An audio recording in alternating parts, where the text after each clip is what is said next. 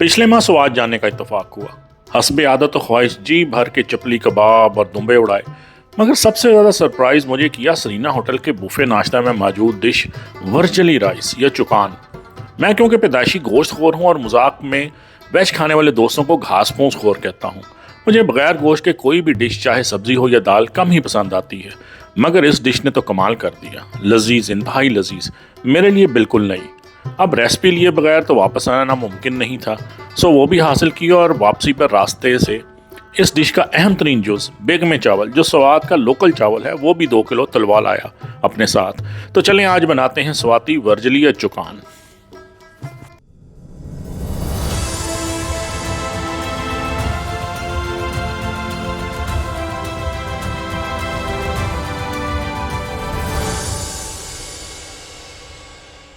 ले जनाब, वर्जली राइस या चुकान बनाने के लिए जो चावल हम इस्तेमाल करेंगे ये आम बासमती राइस नहीं है।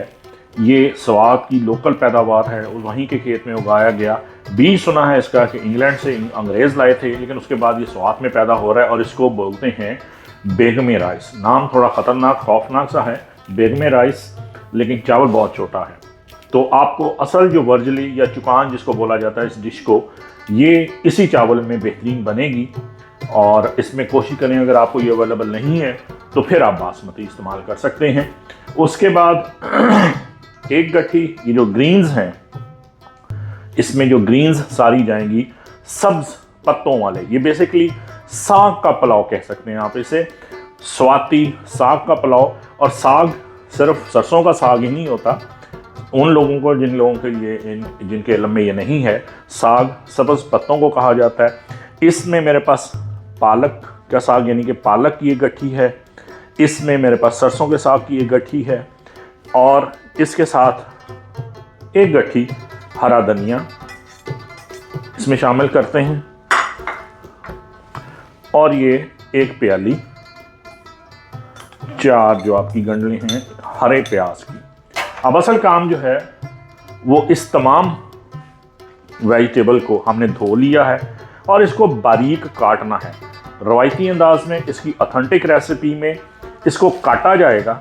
इसको चॉपर में आप इस्तेमाल बारीक नहीं करें, आपकी वक्त तो लगेगा, देर लगेगी, लेकिन जो इसका तरीका है वो यही है कि आपने इसको इतना बारीक कुतरना है, जितना भी वक्त दरकार हो, मेहनत लगे, कि इसमें बिल्कुल बारीक हो जाए और साग का पत्तों का पानी निकलने लगे। जितनी देर में तंजील साहब जो हैं वो करते हैं, सब्ज़ को, साग को बारीक काटते हैं, चावलों को हम भिगो लेते हैं। ये चावलों को 2 दफ़ा पानी से निकाल के, यानी 2 दफ़ा धो के हल्के हाथ से, छोटे चावल हैं टूटे ना, और इनको हमने भीगने के लिए आधा घंटे के लिए छोड़ दिया है।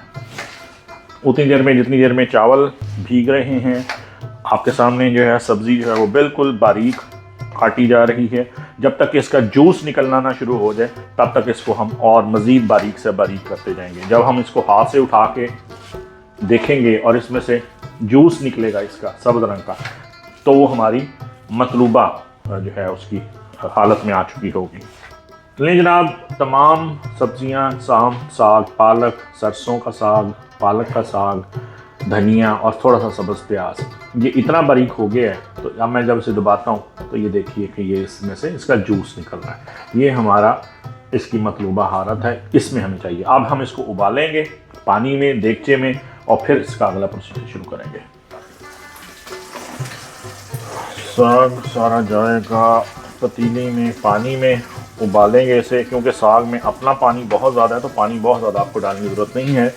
पानी ये खुद भी छोड़ेगी, और फिर हमें इसको गलाना है ताकि ये बिल्कुल इसकी, अगर कोई सख्त पोर्शन, गंडलें वगैरह हैं जो उसके स्टेम्स होती हैं, अगर कोई इसके बीच में हैं तो वो बिल्कुल गल जाए। अगर आपके पास वक्त कम है तो आप इसको प्रेशर कुकर में भी गला सकते हैं, लेकिन प्रेशर कुकर में मैं प्रेफरेंस नहीं दिया करता। अब इसको हम पकने देते हैं जितनी भी देर लगती है, जब तक ये बिल्कुल गल के नरम ना हो जाए। साग हमारे तकरीबन उबल चुके हैं और नरम हो चुके हैं। इसमें साग का जो मैश है, यानी कि बिल्कुल पेस्ट हमने नहीं बनाना होता। पता चलता है चावलों में कि आपके नहायत छोटे छोटे लीव्स जो हैं वो मौजूद हैं, क्योंकि इसकी कटाई बहुत बारीक हुई थी, तो इसको ज़्यादा देर नहीं लगी, नरम हो चुका है, गल चुका है। अब हम इसमें चावल भी छोटे हैं और ये दो तकरीबन कोई समझ लीजिए कि 1 किलो के लगभग हैं। तो इसमें हम अब चावल शामिल करते हैं। बिस्मिल्लाहिर्रहमानिर्रहीम।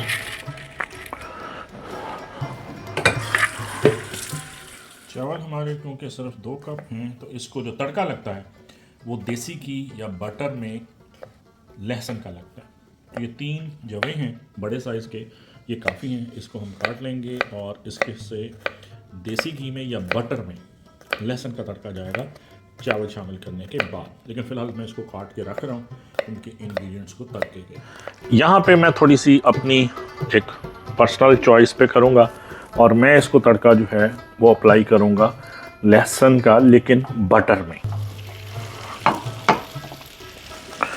मक्खन को पिघलने दीजिए 1 मिनट के लिए। हम देखते हैं कि हमारे राइस कहाँ तक पहुँचे हैं। अभी उबाल नहीं आया चावलों को।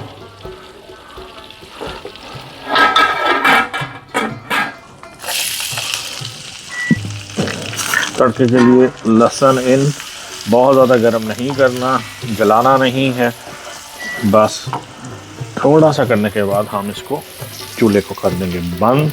और अब जब डालना होगा तो फिर हम इसमें चावलों में ऊपर से ऐड करेंगे।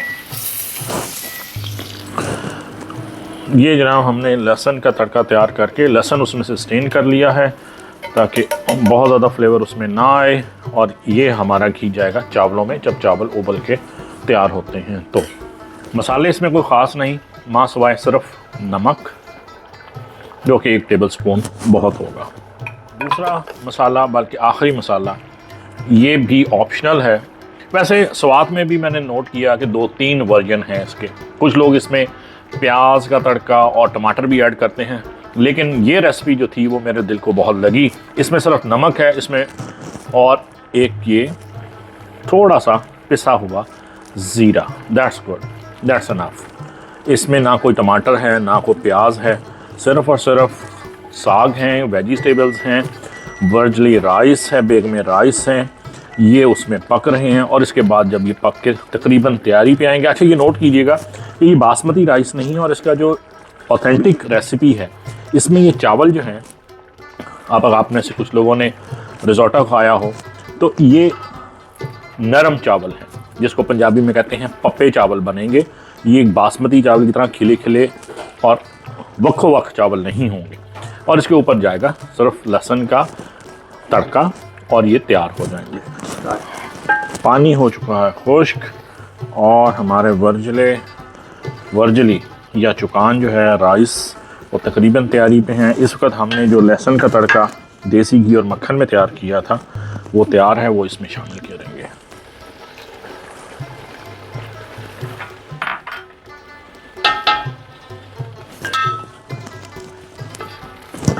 बस जी, वर्जले राइस जो हैं वो हैं तैयार, चूल्हा हुआ बंद, और इसको हम करते हैं डिश आउट। तो जनाब, भापें उड़ाते गर्मा गर्म वर्जली राइस या चुकाम तैयार है। इस पे ज़रा फोकस कीजिए, बिल्कुल राइट टेक्सचर में जिसमें मैंने स्वाद में ट्राई किया था। साथ इसकी 2 कॉन्डिमेंट्स हैं, एक देसी घी, दूसरा ताज़ा दूध की मलाई। यहाँ से आप 1 चम्मच लीजिए मलाई का, घी में डाल चुका हूँ, इसको रखिए टॉप पे और फिर इसे एंजॉय कीजिए।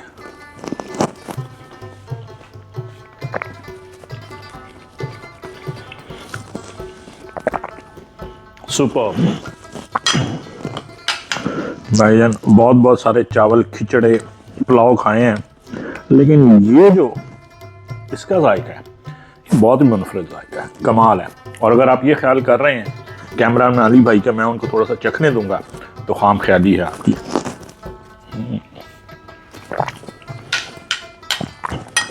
क्या बात, सुभान अल्लाह।